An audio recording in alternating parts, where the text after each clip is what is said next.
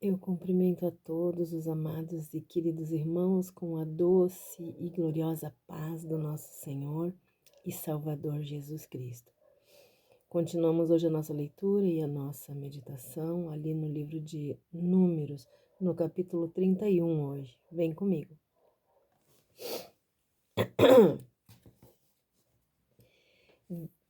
Então o Senhor falou a Moisés: Vinga os filhos de Israel nos midianitas pelo mal que estes fizeram aos israelitas. Depois dessa batalha tu serás chamado a te reunir com teus antepassados. Ordenou, portanto, Moisés ao povo: Armem-se alguns dentre vocês para a batalha do Senhor, que se avizinha contra Midian, a fim de pagar aos midianitas o preço da vingança do Senhor. Enviareis à guerra 1000 homens de cada uma das tribos de Israel. Os clãs de Israel enviaram 12.000 guerreiros armados para a guerra, 1000 de cada tribo. E Moisés enviou-os à batalha, 1000 homens dos milhares de Israel, juntamente com Finéias, filho do sacerdote Eleazar, que levou consigo objetos do santuário e as trombetas para os toques solenes da aclamação.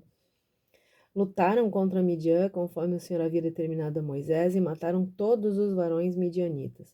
Mataram ainda 5 reis de Midian, Evi, Requém, Zur, Ur e Reba. Da mesma forma mataram a espada Balaão, filho de Beor. Os filhos de Israel levaram cativas as mulheres dos midianitas com suas crianças e tomaram como despojo de guerra todos os rebanhos e bens dos filhos de Midian. Queimaram as cidades em que habitavam, assim como todos os seus acampamentos. Em seguida, tomaram todos os despojos, tudo que havia capturado, incluindo pessoas e animais.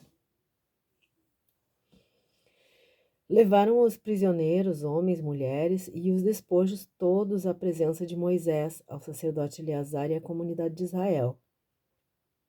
Em seu acampamento nas campinas de Moabe, junto ao Jordão, na altura de Jericó, Moisés, Eleazar, o sacerdote e todos os príncipes da comunidade saíram do acampamento ao encontro deles.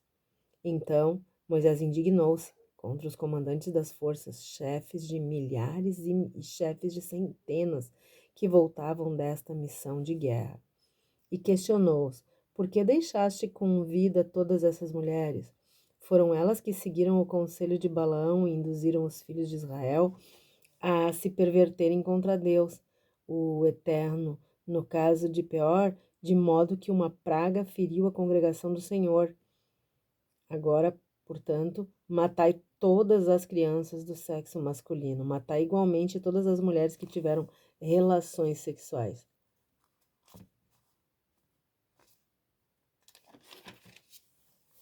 Não conserveis com vida senão as meninas e as moças virgens, elas vos pertencem. Quanto a vós, entretanto, acampai durante 7 dias fora do arraial. Todos vós que tendes matado alguém ou tocado em cadáver, tereis que vos purificar no 3º dia e no 7º dia, vós e vossos cativos. Purificai também todas as roupas, todos os objetos de couro, todos os tecidos de pelo de cabra, todos os objetos de madeira. Eleazar, o sacerdote, orientou os combatentes que retornavam da guerra, dizendo: esse é um estatuto da lei que o Senhor ordenou a Moisés. Contudo, o ouro, a prata, o bronze, o ferro, o estanho, o chumbo, todos os elementos que resistem ao calor das chamas, fazei que passem pela purificação por meio do fogo. Todavia, será pelas águas lustrais da purificação que todos os objetos serão considerados completamente puros. E tudo aquilo que não resiste ao fogo devereis passar pelas águas purificadoras. Lavareis as vossas vestes no 7º dia e ficareis puro. Depois, vocês poderão entrar novamente no acampamento. Então o Senhor disse a Moisés: com Eleazar, o sacerdote, os cabeças das tribos dos pais da congregação, faz a contagem dos despojos de guerra e dos cativos, tanto os homens como os animais.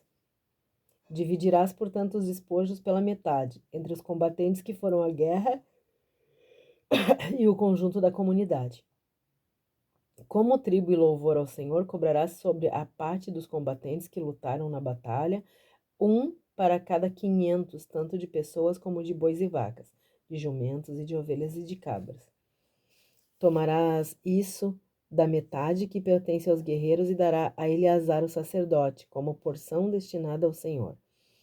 Da metade que pertence aos filhos de Israel, tomarás de cada 50, tanto de pessoas como de gado, de jumentos e de ovelhas. Todos os animais os dará aos levitas, que têm a responsabilidade de zelar pela habitação do Senhor.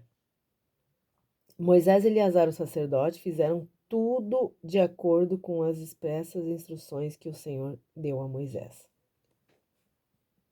Ora, os despojos que restaram da presa formada pelos guerreiros israelitas foram 675.000 ovelhas e cabras, um montante de 72.000 cabeças de bois e vacas, e a soma de 61.000 jumentos, num total de 32.000 mulheres virgens. A metade de tudo foi atribuída àqueles que lutaram na guerra, isso é, 337.500 ovelhas e cabras, das quais a porção consagrada ao Senhor somou 675. Das 36.000 cabeças de gado, o tributo separado ao Senhor foi de 72 cabeças.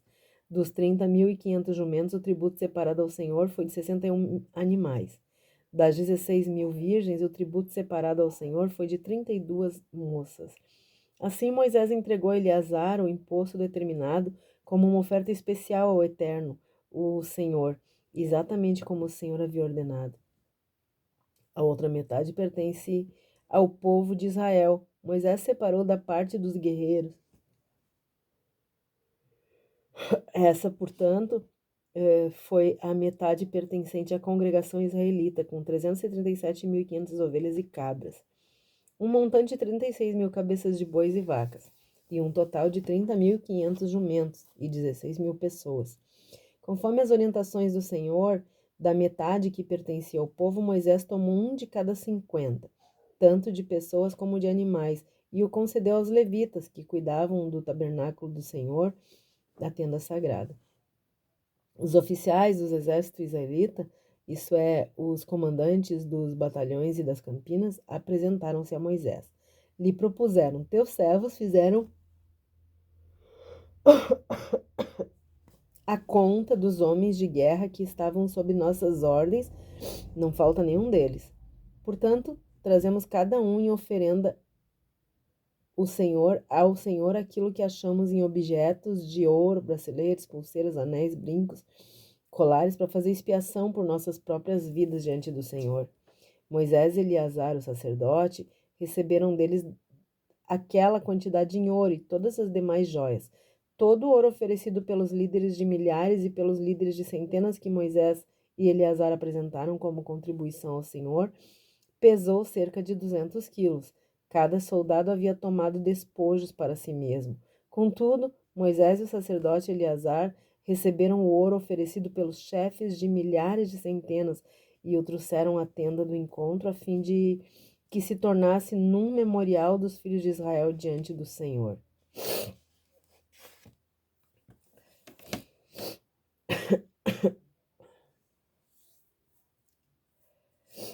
As armas de sedução usadas pelo diabo para destruir os humanos continuam sendo as mesmas. Incrivelmente, depois de tantos anos, são as mesmas ainda. A imoralidade sexual e a idolatria. Lá em Gênesis 25, nós vimos que os medianitas tinham parentesco com os israelitas por parte da Quetura, né? E esses se uniram aos moabitas, que eram descendentes de Ló, o sobrinho de Abraão, lembram? E eles se tornaram influências muito ruins, influências maléficas para o povo de Deus. Essas má influências precisavam terminar. E era por isso que Deus precisou promover essa guerra onde aparentemente não tinha necessidade. A nossa reação contra o mal, ela tem que ser drástica e decisiva, assim como a atitude de Deus, porque a imoralidade sexual, ela pode enfraquecer o povo, tornando as bênçãos em maldições e atraindo o juízo de Deus sobre si. O diabo sabe bem disso, e Balaão também sabia. O pecado é um grande e terrível sedutor. Ele primeiro atrai, aí a cada passo em direção a ele é um passo em direção à destruição. O diabo conhece o ponto fraco de cada homem e vai direto lá. Balaão era profeta. Por se desviar do caminho, ele morreu com os midianitas à espada, como um adivinho perverso. Os midianitas só se tornaram alvo de destruição de Deus quando se tornaram instrumentos do mal para seduzir Israel com pecados imorais e idólatras. Deus decide destruir eles para que não sirvam mais de influência negativa para ninguém.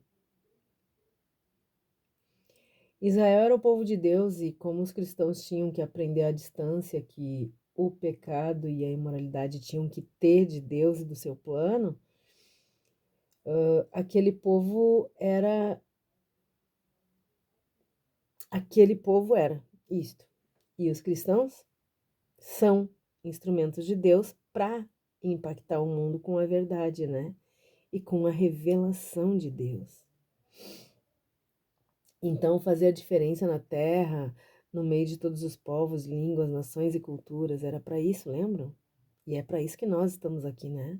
Para fazer a diferença, para impactar com a verdade e para fazer a diferença na terra, em meio de todos os povos, de todas as línguas, de todas as nações, de todas as culturas. Apesar dos midianitas serem descendentes de Abraão, tanto quanto os israelitas, quando eles se misturaram com os moabitas, eles declinaram para a idolatria e para a perversidade sexual. Então, eles se tornaram uma influência para a prática do mal. Por causa disso, eles se tornaram um canal de maldição. Eles estavam tão envolvidos com o plano de Balaão que resultou na desgraça do povo de Deus, lembram? Aqui no capítulo 31, a guerra não era o plano de Deus, mas ela foi necessária para resolver a situação que foi causada pelos midianitas, né? Que foi causada pelo falso profeta Balaão, pelo profeta que se vendeu, na verdade, né? Ele não era um falso profeta, ele era um profeta de Deus até que ele se vendeu. Cada ato de juízo de Deus é uma obra estranha para ele. Ele só executa para resolver o problema do pecado, o que afasta a sua criação da sua presença. Quando o inimigo tenta contaminar os filhos de Deus com o pecado, aí ele age para proteger e para acabar com o perigo que tá ali, né? Ele é pai e ele deve proteger os seus filhos. Ele precisa arrancar o mal pela raiz, é o que ele faz. O objetivo de Deus é preservar a pureza dos seus filhos e do lugar onde seus filhos vão viver. Lá no capítulo 25, Deus ordena guerra contra os midianitas. No capítulo 31, Deus derrota os midianitas, dando vitória para os israelitas.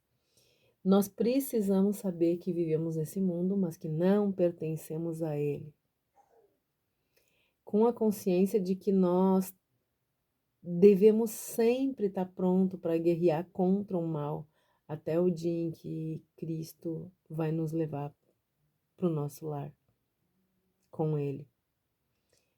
Se nós estiver lutando contra o mal, dependendo de Deus, confiando totalmente nele, a vitória sobre o mal está garantida.